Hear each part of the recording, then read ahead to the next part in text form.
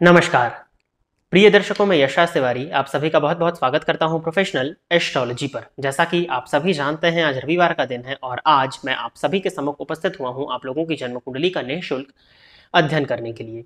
निःशुल्क जन्म कुंडली अध्ययन की सीरीज में आज तक हमारे 119 कार्यक्रम बन चुके हैं और आज का जो हमारा कार्यक्रम होने वाला है 120वें नंबर का कार्यक्रम होने वाला है। साथ ही साथ निःशुल्क जन्म कुंडली अध्ययन की सीरीज में आज तक 704 लोगों की जन्म कुंडली का अध्ययन फ्री ऑफ कॉस्ट हो चुका है और आज के इस कार्यक्रम की जो पहली जन्म कुंडली होगी वो 705वें नंबर की जन्म कुंडली होने वाली है। यदि आप इस कार्यक्रम को देखते हैं या इस कार्यक्रम से आपका कुछ लाभ होता है तो आप इस वीडियो को लाइक करिए, साथ ही साथ इस चैनल को सब्सक्राइब करिए ताकि इन फ्यूचर जो भी कंटेंट मेरे द्वारा इस चैनल पर अपलोड किया जाता है उसका नोटिफिकेशन आपको मिलता रहे। यदि आप भी चाहते हैं कि आपकी जन्म कुंडली का अध्ययन मेरे द्वारा निःशुल्क जन्म कुंडली अध्ययन के कार्यक्रम में ठीक इसी प्रकार से यूट्यूब वीडियो के माध्यम से किया जाए तो आप अपनी बर्थ डिटेल्स, जैसे कि आप अपना नाम, अपने जन्म की तिथि, अपने जन्म का समय और अपने जन्म का स्थानीय, चारों ही चीजें किसी भी एक स्पेसिफिक प्रश्न के साथ में इसी वीडियो के कमेंट सेक्शन में दे दीजिए। आपकी बर्थ डिटेल्स देने के 1 से 1.5 महीने के बाद में आपकी जन्म कुंडली का अध्ययन मेरे द्वारा निःशुल्क जन्म कुंडली अध्ययन की सीरीज में ठीक इसी प्रकार से कार्यक्रम बना करके वीडियो के माध्यम से किया जाएगा। यदि आप इस वीडियो के नीचे दिए गए नंबर पर व्हाट्सएप या कॉल के माध्यम से संपर्क करके निःशुल्क जन्म कुंडली अध्ययन की मांग करते हैं तो वो नहीं होगा, क्योंकि निःशुल्क जन्म कुंडली अध्ययन का कार्यक्रम केवल और केवल यूट्यूब पर चलता है। अब हम बिना विलंब किए अपने आज के इस कार्यक्रम की शुरुआत करते हैं और आज के इस कार्यक्रम का जो पहला प्रश्न है, जो पहली जन्म कुंडली है, ये धेनुदास जी की आईडी से प्रणय श्रीवास्तव जी की जन्म कुंडली है। तो प्रणय जी आप तैयार रहिए, आपकी जन्म कुंडली मैं ले रहा हूं। डेट ऑफ बर्थ आपने बताया हुआ है 5 जून 1998 और दोपहर के 2:25 है, 14:25 और इलाहाबाद उत्तर प्रदेश।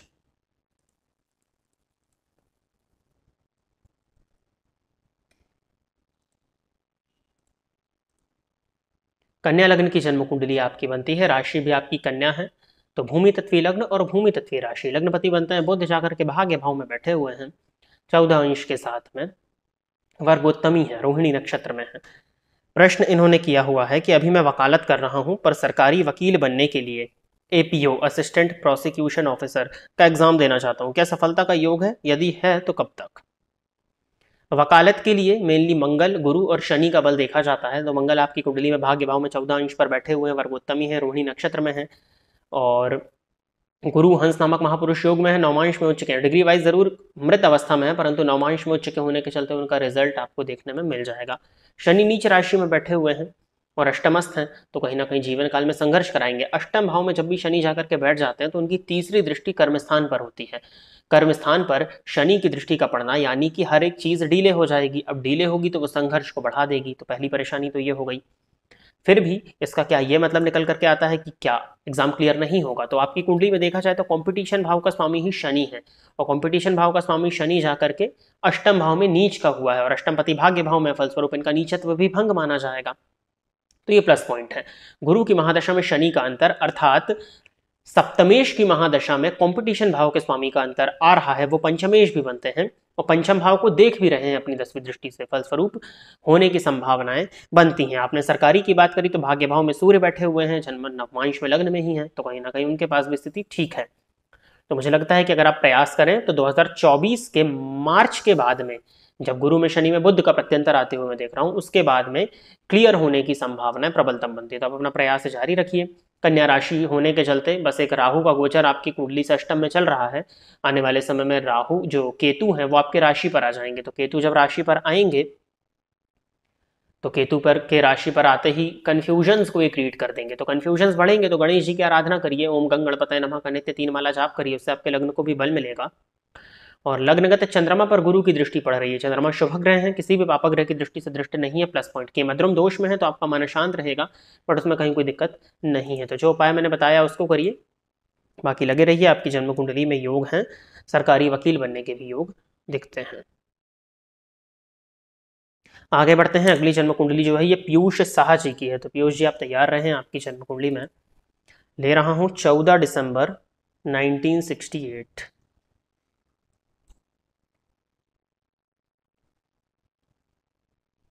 सुबह के 7:30, दलतेनगंज, झारखंड।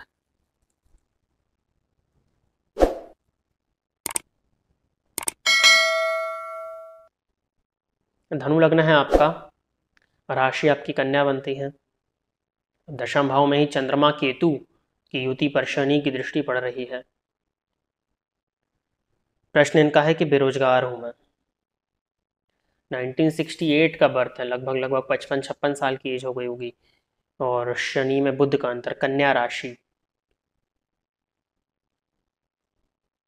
29 सितंबर के बाद में जॉब लगने का योग बन रहा है। प्रयास करिए। किस वजह से जॉब चली गई पता नहीं है, क्योंकि 55-56 की एज में अगर आप जॉबलेस हो जाते हैं, धनु लग्न के आप हैं, लग्नपति दशम भाव में बैठे हैं, दशमपति लग्न में बैठे हैं। ज्योतिष शास्त्र कहता है कि लग्नेश और दशमेश का अगर परिवर्तन हो जाए तो ऐसा व्यक्ति कर्मठ होता है, उच्च कोटि का व्यापारी होता है, या उच्च कोटि का कार्य करने वाला होता है। दशम में मंगल बैठे हैं, दशम में अंगारको यस्य सह जातक कुलनंदनम, वो वर्गोत्तमी भी है मंगल, तो मंगल का प्रभाव भी है। दिक्कत यह है आपकी जन्म कुंडली में कि शनि की दृष्टि आपके लग्न पर है, और षडबल में शनि सबसे ज्यादा बलवान है। तो शनि की दृष्टि लग्न पर होने के चलते जातक के जीवन काल में प्रत्येक चीजें बहुत ज्यादा विलंबित हो जाती हैं। तो सवाल उठता है कि 56 के तो हो गए हैं और कितनी विलंबित होगी। तो देखिए, दशम भाव में जो 4 ग्रह बैठे हैं उनको शनि देख रहे हैं, और दशमेश को भी शनि देख रहे हैं। और हम चर्चा कर रहे हैं धनु लग्न की कुंडली की। धनु लग्न की कुंडली में शनि कोई कारक प्लैनेट नहीं होते हैं, वो राहु के साथ श्रापित योग में बैठे हुए हैं, तो कहीं ना कहीं ये भी परेशानी दिखाई पड़ रही है।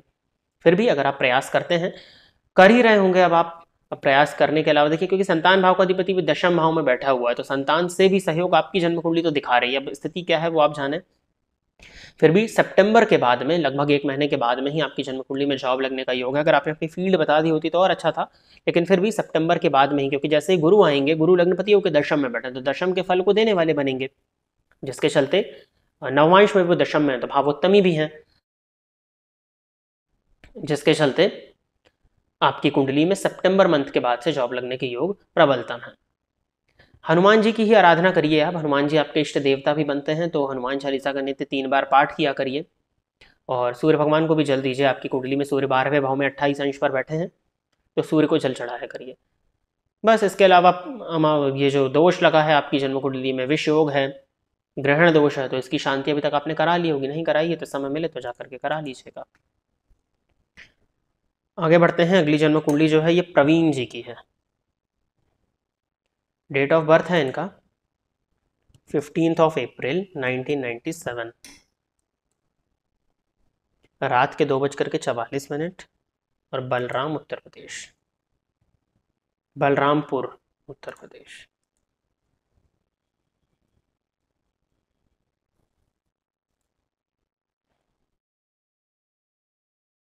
कुंभ लग्न है, राशि कर्क बनती है, लग्न 0 डिग्री पर है। सबसे पहले तो आशा करता हूं यही लग्न आपके पास बन के आ रहा होगा। अब आने वाले लग्न का प्रभाव ज्यादा माना जाता है, तो इसी को ले लेते हैं।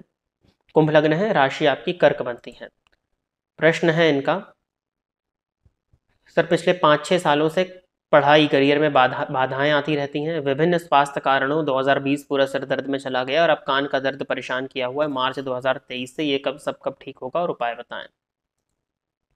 कर्क राशि में देखा जाए तो शनि की ढैया चल रही है वर्तमान समय में, लेकिन आपने लिखा 2020 से, तो उसके लिए मुझे आपकी महादशाओं पर जाना होगा। और बुध की महादशा आपको चल रही थी, बुध में शुक्र का अंतर था। अब सवाल उठता है कि कुंभ लग्न की जन्म कुंडली है और बुध की महादशा में शुक्र का अंतर, यानी कि पंचमेश की दशा में भाग्येश का अंतर, और आप परेशान है। उसके पीछे कारण क्या है? उसके पीछे सीधा सा कारण है, लग्न आपका 0 अंश पर है और चंद्रमा आपकी कुंडली में स्वग्रही होकर के वर्गोत्तमी हुए पड़े हैं 3 डिग्री पर। तो कहीं ना कहीं चंद्र कुंडली का प्रभाव आपके ऊपर ज्यादा आ रहा है।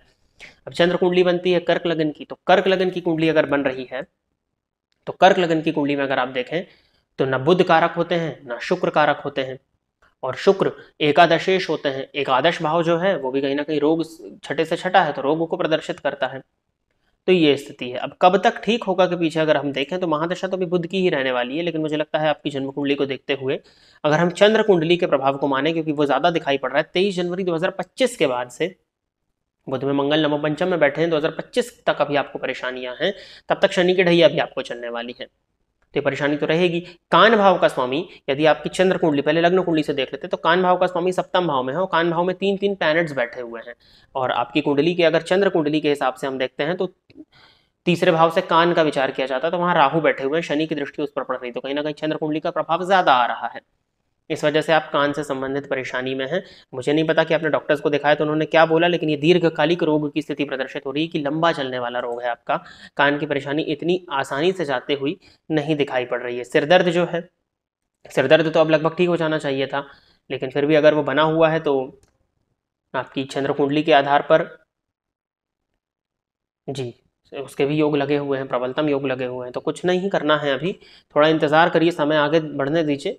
और एक लोहे का छल्ला, नाव के लोहे का छल्ला बनवा करके शनिवार के दिन राइट हैंड की मिडिल फिंगर में धारण कर लीजिएगा। आशा करता हूँ कोई और रत्न आपने नहीं पहना होगा, तब आप ऐसा करें। सूर्य भगवान को जल चढ़ाएं। सूर्य एक अंश पर है परंतु वर्गोत्तमी है, तो उनको बल देंगे तो वो इम्यूनिटी के कारक है, कुछ हद तक स्थिति ठीक होगी। ढैया चल रही है, बजरंग बाण का पाठ किया करिए, हनुमान चालीसा का पाठ करिए किया करिए। शनिवार के दिन हनुमान जी के मंदिर में जाकर के 3 प्रदक्षिणा किया करिए। इसको करिए आप, इन उपायों को करिए, फिर देखते हैं आने वाले समय में कुछ स्थिति में सुधार आता है तो बढ़िया रहता है। हालांकि 2025 तक का समय भी आपकी जन्म कुंडली दिखाई बता रही है कितना समय जाना चाहिए। आगे बढ़ते हैं। अगली जन्म कुंडली जो है, ये नाम तो बहुत अटपटा सा है, पिपासी बोईती। आप डेट ऑफ बर्थ से मिला लीजिएगा। डेट ऑफ बर्थ है 11 जनवरी 1995। स्त्री की कुंडली ही होगी ये। रात के 8:04 हैं और जजपुर उड़ीसा। तो हो सकता है उड़ीसा के हैं तो नाम थोड़ा ऐसा हो, बट जो भी है। सिंह लग्न है और राशि बनती है मेष। अब लग्नगत मंगल पर शनि की दृष्टि का पड़ना या सप्तमस्थ शनि पर मंगल की दृष्टि का पड़ना और राहु की महादशा है, तो दाम्पत्य में बहुत ज़्यादा परेशानी को शो कर रही। प्रश्न देखते हैं आपका क्या है। शादी कब तक होगी प्लीज़ बताइए। चलिए, अभी शादी नहीं हुई है, सप्तम भाव में शनि बैठे हैं जिसके चलते शादी नहीं हो रही है। और प्रेम भाव का स्वामी चौथे में, तो अगर रिलेशनशिप रहा तो टूटा ही होगा, उसमें तो कहीं कोई डाउट है ही नहीं। राहु में शनि का अंतर आपको चल रहा है। नवमांश कुंडली में सप्तम पति द्वितीय में बैठे। देखिए, आपकी जन्म कुंडली में अगर खुल करके कहा जाए तो प्रथम विवाह के टूटने के पूरे पूरे योग लगे हुए हैं। विवाह चलता हुआ यहाँ पर नहीं दिखाई पड़ रहा। प्लस पॉइंट तो बस यही है कि नवमांश में शुक्र आपका स्वग्रही है और जन्मांक कुंडली में शुक्र आपका दिग्बली है, तो ये दाम्पत्य के कारक हैं, दाम्पत्य का सुख दिलाते हैं। फिर भी अभी आपकी कुंडली मेष राशि, तो विवाह के योग तो अभी आपके चल रहे हैं। गुरु आपकी राशि पर संचरण कर रहे हैं, राहु में शनि का अंतर, लेकिन मुझे लगता नहीं कि इतनी जल्दी होने वाला है विवाह, क्योंकि सप्तम भावस्थ शनि पर राहु की दृष्टि का पड़ना ये कहीं ना कहीं विवाह को प्रतिबंधित बना करके रख देता है। तो दिक्कत तो है यहाँ पर। अब कुछ उपाय बताता हूँ, उनको करिए। गुरुवार का व्रत करिए आप, सबसे पहले तो गुरुवार का व्रत करिए, पहला उपाय।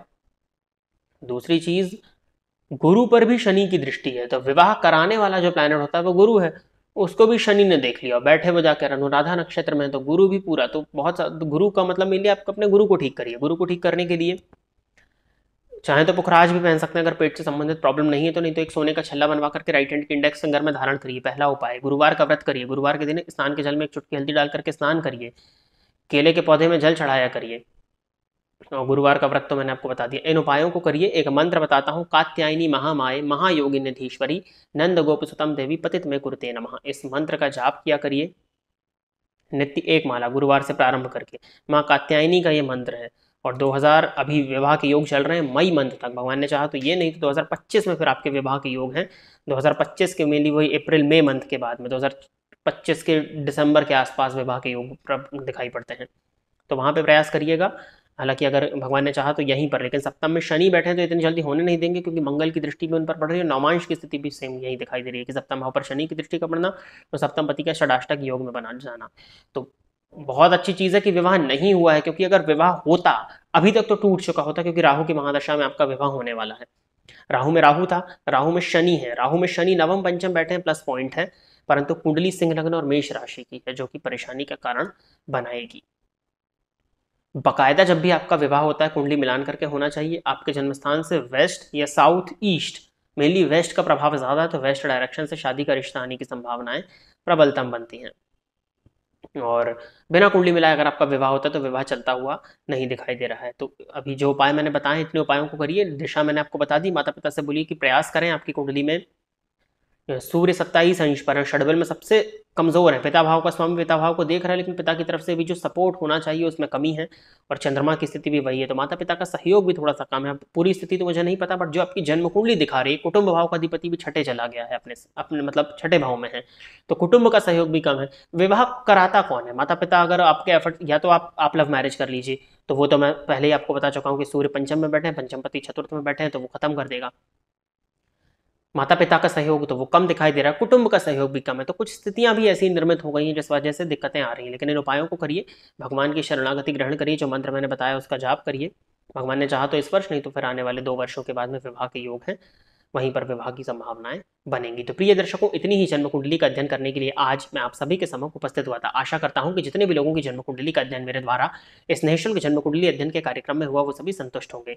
यदि आप इस कार्यक्रम को देखते हैं और अगर आपको ये कार्यक्रम पसंद आता है या इस कार्यक्रम से आपका कुछ लाभ होता है, तो आप इस वीडियो को लाइक करिए, साथ ही साथ इस चैनल को सब्सक्राइब करिए, ताकि इन फ्यूचर जो भी कंटेंट मेरे द्वारा इस चैनल पर अपलोड किया जाता है उसका नोटिफिकेशन आपको मिलता रहे। यदि आप भी चाहते हैं कि आपकी जन्म कुंडली का अध्ययन ठीक इसी प्रकार से निःशुल्क रूप से मेरे द्वारा किया जाए, तो आप अपनी बर्थ डिटेल्स, जैसे कि आप अपना नाम, अपने जन्म की तिथि, अपने जन्म का समय और अपने जन्म का स्थान, ये चारों ही चीज़ें किसी भी एक स्पेसिफिक प्रश्न के साथ में इसी वीडियो के कमेंट सेक्शन में दे दीजिए। आपकी डिटेल्स देने के 1 से 1.5 महीने के बाद में आपकी जन्म कुंडली का अध्ययन मेरे द्वारा निःशुल्क रूप से किया जाएगा। आज के इस कार्यक्रम में बस इतना ही रखते हैं। नमस्कार।